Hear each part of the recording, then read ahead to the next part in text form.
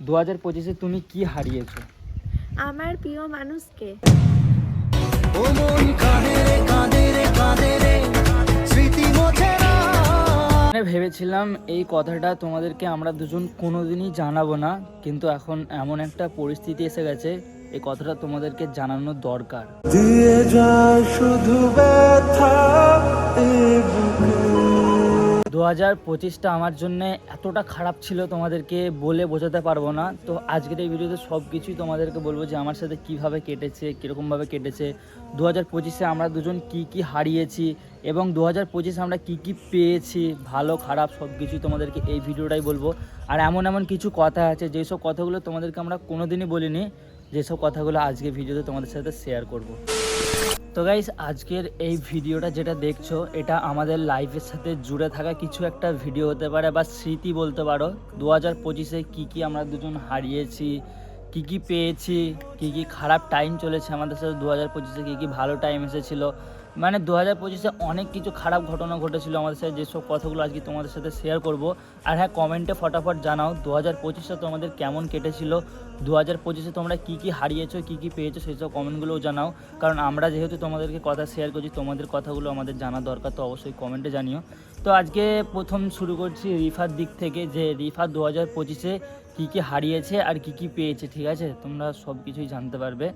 তো রিফা, তুমি প্রথমে বলো 2025 সালটা তোমার জন্য কেমন ছিল? 2025-এ আমার তখন আমি স্কুলে পড়তাম, স্কুল লাইফ যেতাম বন্ধুদের সাথে, যেতে যেতে যেতে যেতে আমরা স্কুলে এত মারপিট করি, বন্ধুর কথা যে হয়, ওই কথালে এত মারপিট করেছিলাম। এক সময় গার্জেন কল হয়েছিল, স্যার শুদ্ধ আমাদের স্কুল থেকে বার করে দিয়েছিল। যত চাই ভুলে যেতে, ওইটাই আমাদেরকে খারাপ লেগেছিল। মানে স্কুল আমাদেরকে থেকে স্যার তোমাকে বার করে দিয়েছিল, তাই তো? ঝামেলা হয়েছিল বলে। আমাকে একদিন ওই যে স্যারের গল্প বাদ দিয়ে দাও। তো 2025-এ তুমি মানে ভালো কাটিয়েছো না খারাপ কাটিয়েছো, সেটা জাস্ট বলো। অনেক খারাপ কাটিয়েছি। আর তোমার ভালো 2025-এ কী কী কেটেছে সেটা বলো।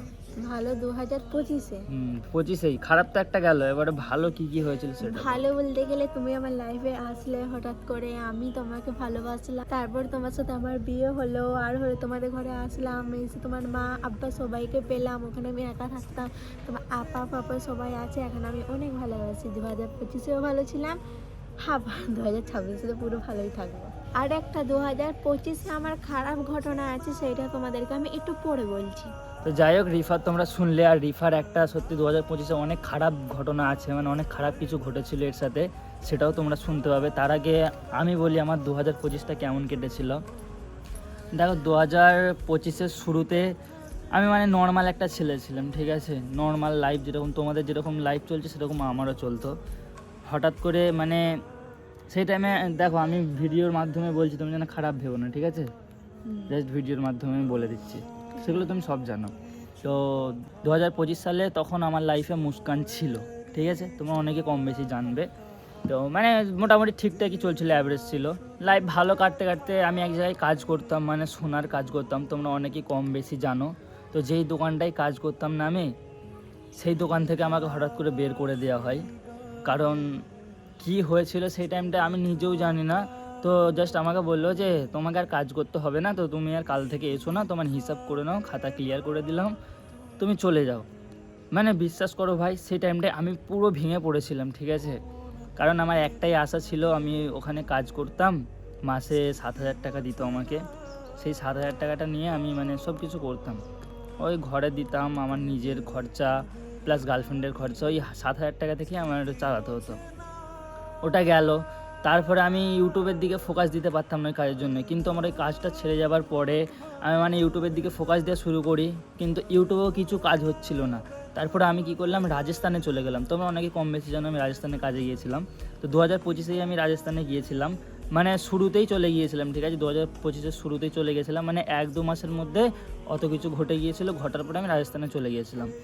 তো তারপরে আমার লাইফটা এমনভাবে মানে তছনছ হয়েছিল 2025-এ, মানে তোমাদেরকে বলে বোঝাতে পারবো না, ঠিক আছে?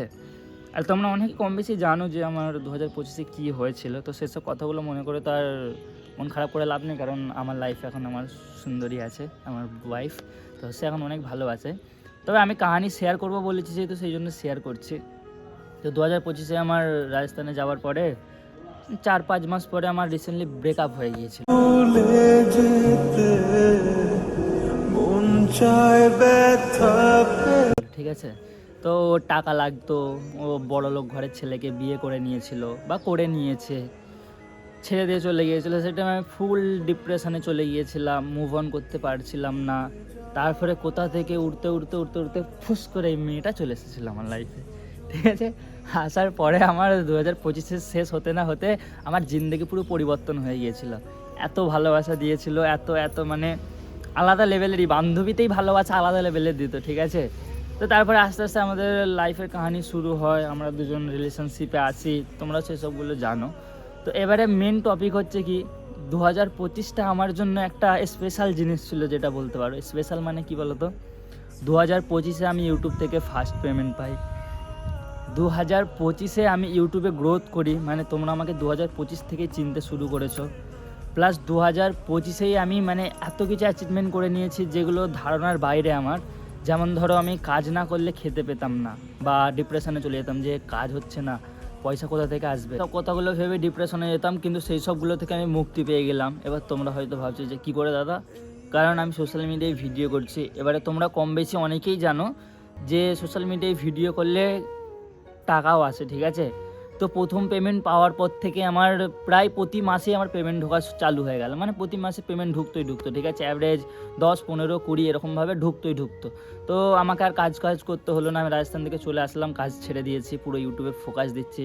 তারপরে এর সাথে আমার অনেক কিছু ঘটে গিয়েছিল, সেইটাই আমি অনেক ডিপ্রেশনে ছিলাম।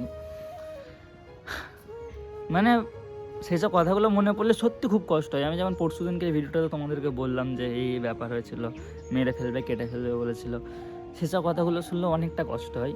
তারপরে ওই দিকের ঝামেলা যায় করে মেটায় অনেক কষ্ট করে আর করে। ঠিক আছে, তারপরে রিফাদের ফ্যামিলিকে, আমাদের ফ্যামিলিকে আমি মানিয়ে রিফাকে আমি বিয়ে করি। আর হ্যাঁ, সেদিনকের ভিডিওটাই তোমরা অনেকেই কোয়েশ্চেন করেছিলে যে দাদা তোমরা পালিয়ে গিয়ে বিয়ে করেছো না অ্যারেঞ্জ ম্যারেজ। তো আমি তোমাদেরকে বলতে ভুলেই গিয়েছিলাম। তো অ্যাকচুয়ালি দেখো, আমরা অ্যারেঞ্জ ম্যারেজ করিনি আর পালিয়েও যাইনি, আমরা ভালোবাসা করে বিয়ে করেছি, লাভ ম্যারেজ। বাট বিয়ে করেছি পালিয়ে না, ঘর থেকে দেখাশোনা করেই, মানে কথাবার্তা করে বিয়ে করা হয়েছিল। মানে আমি বিয়েটা যেই দিনকে করতে যাই সেদিনকে ছিল বৃহস্পতিবার, রাত্রিরে বিয়ে করতে গিয়েছিলাম। মানে 8-10 জনকে নিয়ে গিয়েছিলাম, আমাদের ফ্যামিলির লোকই ছিল। তো গিয়ে বিয়ে পড়িয়ে নিয়ে চলে এসেছিলাম। ঠিক আছে, অত বড় করে বিয়েটা করে নিই। আর এদের বাড়ি থেকে মোটামুটি কজন এসেছিলো, 15 জন না 20 জন, 15 জন মতো এদের ওখান থেকে এসেছিলো। রবিবার দিনকে ওটা আমরা অনুষ্ঠান করেছিলাম, একটা গ্রামের লোক সব খেয়েছিল আমাদের। তো ব্যাস ওরকমভাবে ছোটোখাটোর মধ্যে বিয়েটা করে নিয়েছিলাম। তো এটা অনেকে জানতে চেয়েছিলাম, সেদিনকে বলতে পারিনি। আর হ্যাঁ, আজকের ভিডিওতে আমি অনেকের নাম নেবো, কমেন্টে অনেকে নাম নিতে বলো, তো আজকের ভিডিওতে আমি নেবো। তো একটু ওয়েট করো। ঠিক আছে, তার আগে আমি তোমাদেরকে আরেকটু কাহিনী শোনাই। মানে সত্যি বলতে আমার এইসব মনের কথাগুলো তোমাদেরকে শেয়ার করতে না অনেক বেশি ভালো লাগে। তার কারণ কি বলো তো, আমাদের আপন বলতে কেউ নেই। আমি আমার মনের কথা কাউকে শেয়ার করতে গেলে সেই আমার ওপরে হাসবে। একমাত্র তোমরা আছো, তোমাদের ওপরে যদি শেয়ার করি আমি কথাগুলো, তাহলে তোমরা কমেন্টে একটুখানি উৎসাহ দাও আমাকে, ভালো ভালো কমেন্ট করো, মিষ্টি মিষ্টি কমেন্ট করো। তোমাদের কমেন্ট দেখলে আমার অন্তরটা পুরো জুড়িয়ে যায়। ঠিক আছে, সেই জন্য আমাদের দুজনের মনের কথাগুলো তোমাদের সাথে শেয়ার করি। আর তোমাদের ভালো লাগলে অবশ্যই তোমরা কমেন্টে জানাবে যে আমাদের কথাগুলো ভালো লাগছে কি না। আর কোথাও ভুল বলে থাকলে সেটাও আমাদেরকে কমেন্টে জানাবে। আর রিফার সাথে 2025-এ একটা ঘটনা ঘটেছিল, যেটা তোমরা শোনার জন্য হয়তো এখন ওয়েট করছো। সেটা আর কিছু না, 2025-এ আমাকে পেয়েছে, ব্যাস এটাই। তাই তো, মানে রিফার সাথে কোনোদিন কিছু হয়নি খারাপ কিছু, আর হবেও না আমি যতদিন আছি। ব্যাস 2025-টা এর জন্য খারাপ, প্রথম দিকে ওই স্কুলে ল্যাফড়া হয়েছিল সেটাই। বাকি আমার সাথে একদম বেস্ট আছে, মাস্ত আছে। এবারে কজন নাম নিতে বলেছিল আমাকে কমেন্টে, তো তাদের নামগুলো একে একে বলছি। আর সবার নাম আমি নিতে পারছি না, বাকি অন্য ভিডিওতে নিয়ে নেবো। তো তাদের নামগুলো এতে কমেন্ট করে দাও।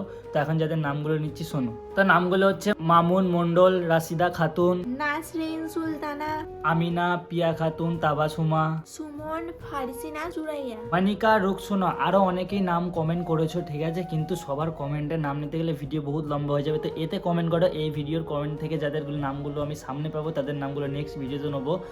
আর হ্যাঁ, তোমাদেরকে বলি, আমাদের লাইফের কাহিনিটা কেমন লাগলো অবশ্যই কমেন্টে জানিও। আর তোমাদের লাইফের কার কী ঘটনা আছে 2025-এ, তোমরা খারাপ কেটেছে তোমাদের বা ভালো কেটেছে, সেটাও কমেন্টে জানিও। আর 2026 তো পড়ে গেল, 2026টা তোমাদের কেমন কাটছে প্লিজ কমেন্টে জানিও, ঠিক আছে? আমাদেরও তো জানতে ইচ্ছে করে, তাই না? আমরা আমাদের মনের কাহিনীগুলো শেয়ার করি, তো কি করতে হবে? লাইক Comment করে জানাতে হবে। হ্যাঁ, লাইক করতে হবে আসলে। লাইক কমেন্ট তো করতে হবে, কিন্তু কমেন্টে জানাও তোমাদের লাইফের কাহিনীগুলো। আর কালকে একটা ধামাকাদার ভিডিও আসবে, ঠিক আছে? যে ভিডিওটা তোমরা অনেক দিন ধরে ওয়েট করে আছো, তো সেই ভিডিওটা কালকে দেখতে পাবে অবশ্যই। আর আজকের জন্য ভিডিওটা এতটাই, বেশি কিছু আর বলবো না। অনেকটা খারাপ লাগছিল, সেজন্য তোমাদের সামনে কথাগুলো শেয়ার করলাম।